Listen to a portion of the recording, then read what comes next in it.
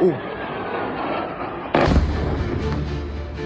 2025 ग्रहों का एक समीकरण आ रहा है 30 मई के आसपास। एस्ट्रोलॉजिकली 6 ग्रह आपस में पोजीशन बना रहे हैं। ये वो पोजीशन बना रहे हैं जो पूर्व में महाभारत के समय या बड़े बड़े युद्धों के समय ग्रह बनाते हैं। तो वो समीकरण बन रहा है और उस समीकरण में एटलीस्ट मैं ये कह सकता हूँ भारत के लिए स्वर्णिमकाल। और भविष्य मालिका में अभी साफ साफ बताया है कि कलयुग का एज 4,32,000 साल से कट के 5,000 साल ही रह जाएगा और 2023 से लेकर 2032 तक बहुत ऐसी अनबिलीवेबल क्राइसिस होंगे, चारों ओर युद्ध चलेगा। उस समय कल के भगवान अवतार लेंगे, प्रकट होंगे और इस दुनिया में जितनी भी बुराइयां हैं सबको खत्म करेंगे और एक नए युग की शुरुआत होगी।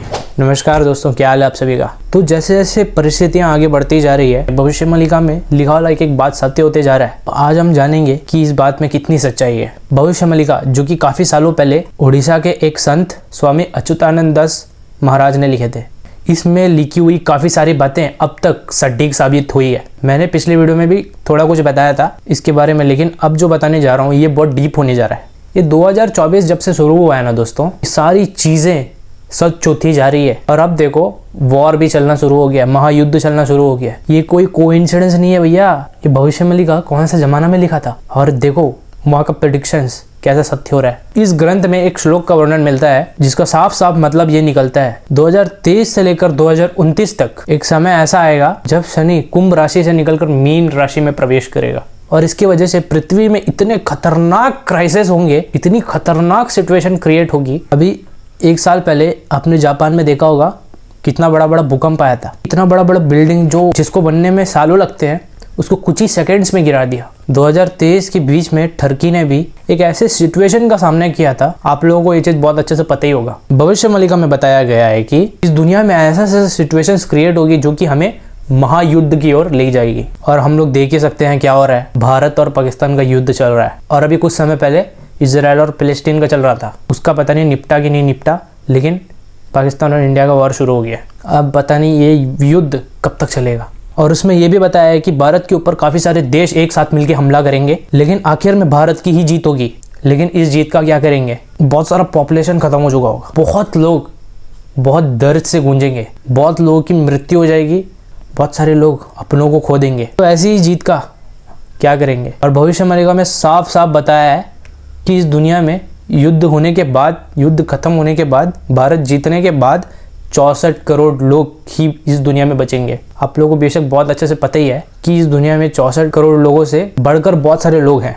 ये सब बताने की जरूरत नहीं है, लेकिन वो कट के 64 करोड़ पॉपुलेशन रह जाएगी। और अभी बीच में एक वीडियो भी वायरल हो रहा था उड़ीसा के जगन्नाथपुरी में, जो कि उड़ीसा का सबसे बड़ा, मुझे तो नहीं लगता जगन्नाथपुरी के बराबर कोई घर होगा या उससे बड़ा कोई घर होगा, क्योंकि वहाँ में सबसे ऊंचा जगन्नाथपुरी ही है। और वहाँ में जो फ्लैग लगा हुआ था उसको पंछी उठा के लेके जा रहा था। आपने ये वीडियो देखी होगी, नहीं देखी मैं डाल दूंगा। देखो जब भी कोई भी पंछी आके उसमें फ्लैग में बैठा है या जगन्नाथपुरी के ऊपर आके बैठा है तो ये बड़ा बड़ा संकेत है। लेकिन इस बार वो पंछी वो फ्लैग उठा के ही भाग गया है। समझ रहे हो? वो फ्लैग उठा के उड़ गया हो। इसका मतलब क्या है? बहुत बड़ा कुछ होने वाला है, बहुत बड़ा। पिछला बार जब बैठा था ना, फ्लैग के ऊपर जब आके बैठा था तो वहाँ में बाढ़ आ गया था। ये सब चीज़ आपको अच्छे से पता ही होगा। बहुत बड़ा बड़ा डिजास्टर्स हुआ था इस दुनिया में उसके वजह से। और इस बार पूरा का पूरा फ्लैग उठा के किया। इसका मतलब ये मत समझ लेना कि वो पंछी की वजह से हमें ये सब भुगतना पड़ रहा है। नहीं, ये हमको एक हिंट मिल रहा है। देखो तुम्हारे साथ क्या होने वाला है, अलर्ट रहो। बस एक हिंट दे रहा है वो। प्रकृति आपको एक हिंट ला के दे रहा है। अभी कुछ समय पहले डीप सी क्रिएचर्स निकल के सामने आ रहे थे। आपने देखा होगा, आपको पता ही होगा, डीप सी क्रिएचर की चीज़ निकल के सामने आ रहे थे। और फिश और भी बहुत सारा क्रिएचर्स निकल के आ रहे थे। इसका मतलब क्या है? यही है, बहुत बड़ा कुछ होने वाला है, बहुत बड़ा युद्ध चलने वाला है। अभी युद्ध क्या, और भी बहुत बड़ा कुछ प्रलय आएगा या तो कुछ ना कुछ होगा। और भविष्य मालिका में एंड में ये भी बताया कि कल्कि भगवान का जन्म हो चुका है। वो सब कुछ ठीक करने के लिए प्रकट हो जाएंगे, वो भारत का रक्षा करने के लिए प्रकट हो जाएंगे। लेकिन ये बात मैं एक बात बता दूं, हर एक बात सत्य नहीं है। कुछ मिलावट भी है, कुछ लोग मतलब पैसा कमाने के लिए ना उसमें कुछ मिला दिए, समझ गए।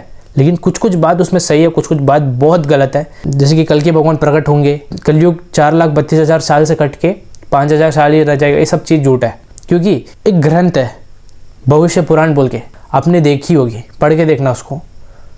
उसमें वेद व्यास ने, जो कि साक्षात महाविष्णु का ही अवतार है, मैंने पिछली वीडियो में भी बताया था, जो कि महाविष्णु का ही खुद एक अवतार है, उसने साफ साफ ये लिख दिया है कि कल्कि भगवान 4,32,000 साल के बाद ही इस पृथ्वी में आएंगे, जन्म लेंगे और इस दुनिया से बुराई को ख़त्म करके एक नए युग की स्थापना करेंगे। उसके बीच में इंसान पापी रहेगा, पाप बढ़ते रहेगा, कुछ ना कुछ होगा जिसकी वजह से पाप बढ़ेगा। ये जो बात भविष्य मलिका में लिखा है, कुछ कुछ बात मिलावट है, कुछ कुछ बात सत्य है, जो कि आज आपके सामने लाइव दिख रहा है।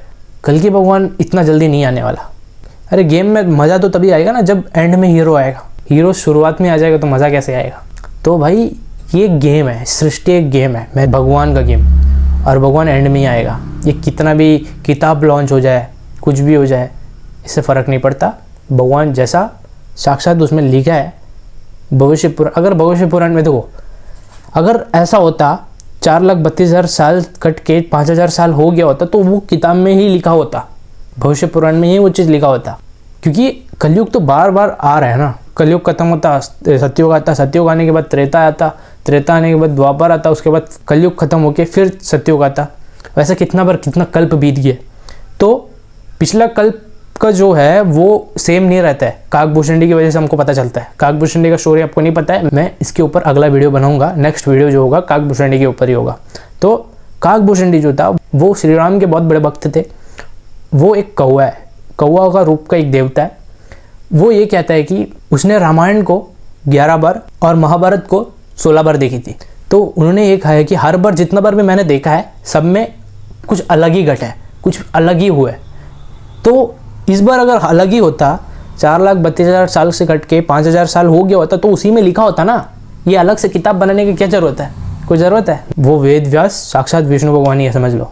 उसने ये बात दुनिया के सामने लाया है तो ये बात होगा, ये चीज़ होगा ही होगा, कोई डाउट नहीं है, चाहे कितना भी किताब आ जाए, क्योंकि ये चीज़ अटल सत्य है। तो मैं आखिर में बस यही कहना चाहूँगा कि अलर्ट रहो, सतर्क रहो, भगवान का नाम जप करो, भगवान का ही आश्रित रहो, भगवान के साथ में रहो, भगवान को छोड़ो मत। कुछ भी कंडीशन में भगवान आपको बचा लेगा। तो आई होप कि आपको ये वीडियो अच्छी लगी होगी। कमेंट सेक्शन में अपनी राय ज़रूर बताने आता कि वीडियो को देखिए हो तो चैनल को लाइक कर दो, शेयर कर दो, कमेंट कर दो। तब तक के लिए मिलते हैं अगले वीडियो में। राधे राधे।